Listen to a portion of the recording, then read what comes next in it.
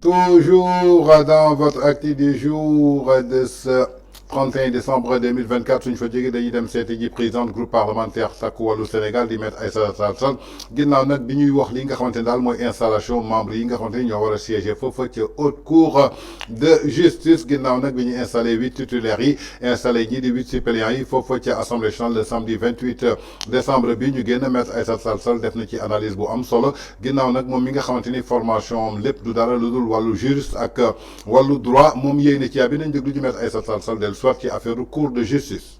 C'est le procureur général près la Cour suprême. Donc la haute cour de justice, ce n'est pas une cour de n'importe quoi, avec n'importe qui, pour faire des règlements de compte. C'est un procès normal où la personne qui comparaît a le droit de se défendre et de présenter ses arguments. Donc alors, oui, c'est ça qu'on va faire avec la majorité écrasante.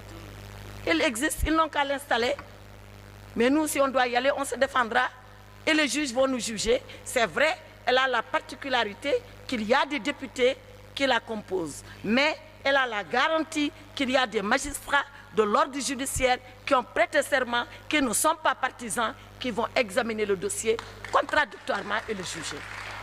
Donc, ay waxu haute cour de justice daal su fekkee ni looloo tax ñu am majorité écrasante kon nañ delluwaat. L'autre chose qu'ils disent, on va abroger la loi d'amnistie. Aïcha, on attend. Ils n'ont qu'à essayer d'abroger la loi d'amnistie. C'est beaucoup plus facile à dire qu'à faire. Hein? Et c'est une spécialiste qui vous parle. Et je parle sous le contrôle de mes confrères. Vous savez quel est le problème? En droit pénal, il y a ce qu'on appelle l'intangibilité des droits acquis et la non-rétroactivité des lois. Alors, les gens, certaines personnes ont bénéficié de la loi d'amnistie, et pas n'importe lesquelles. Hein. Je rappelle que le président de la République et son premier ministre sont sortis de prison grâce à la loi d'amnistie. Alors, la non-rétroactivité des lois permet que la loi qui abroge la loi d'amnistie, ou ne permet pas que la loi qui abroge la loi d'amnistie fasse rétroagir et aller chercher des actes qui sont couverts par la loi d'amnistie. C'est un débat sérieux. Il ne faut pas qu'on s'amuse avec ça. Parce que nous amuser avec ça veut dire que le Sénégal, justement, ne sera plus un état de droit. Nous amuser avec ça veut dire qu'on va ramener notre régime à un régime naka-naka, où on peut faire n'importe quoi seulement parce qu'on a une majorité soi-disant écrasante à l'Assemblée nationale. La majorité écrasante à l'Assemblée nationale, elle doit s'occuper des préoccupations des Sénégalais. Il faut que ça soit clair. On n'a pas peur d'aborder ces débats-là. On n'en a pas peur, s'il vous plaît. On va épuiser ce débat jusqu'au bout, mais par des professionnels. Que n'importe qui ne se réveille pas en disant, moi, je vais demander qu'on abroge la loi d'amnistie. Tout le monde est juriste, tout le monde est juge, tout le monde est avocat. Ce n'est pas possible, il faut l'arrêter.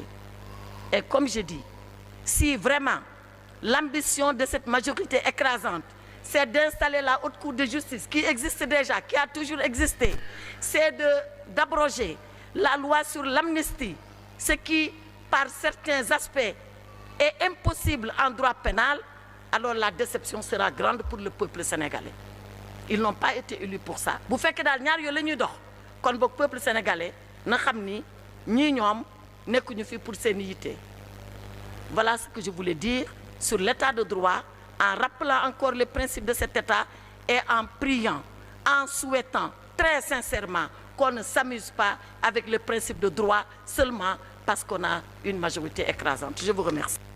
kon yaakaar naa ni ñoo ko déggandoo muy kaddu kii di Maître Aïssata Tall Sall depuis un certain moment ñi ngi dégg daal ci ñi nga xamante ne mooy dirigeant parti Pastef ak seen ay militants di yuuxu haute cour de justice haute cour de justice haute cour de justice mel ne benn règlement de compte la wala benn vengeance mi ngi leen di xamal daal haute cour de justice existé na depuis très longtemps li desoon rek ñu installé nañ ko ba noppi mais nañu jàpp ni que daal du n'importe quoi boo xamante ne lu la waaye neex nga daal ci def parce que ki koy diriger dafay doon benn magistrat boo xamante ne ci cour suprême la bokk am ñoo xamante ne dañ fay siéger jàng droit xam luy droit maanaam suñuy àtte nit ki dafay ñëw taxaw indi ay avocat mu daal di défendre ay argument ñi àtte ko tout simplement donc lu waral tey ñi agité wu jëmale ko ci haute cour de justice mel ni benn système wala benn soif de vengeance comme ni ko Yoro Dia waxee rek da nga war a jàpp nit ki daal yóbbu ko foofu jël di n'importe qui daal leen fay teg tey jii ñi nga xamante ni bokk nañ tey jii ci li nga xamante ni mooy suppléant haute cour de justice yi ñu tabbee leen foofa ci assemblée nationale kenn ci ñoom muy Mayaba Mbaye jamono jii may wax ak yéen dafa nekk sur le banc des accusés ndaxte am na loo xamante ni ñu ngi ko ciy tudd te leeragul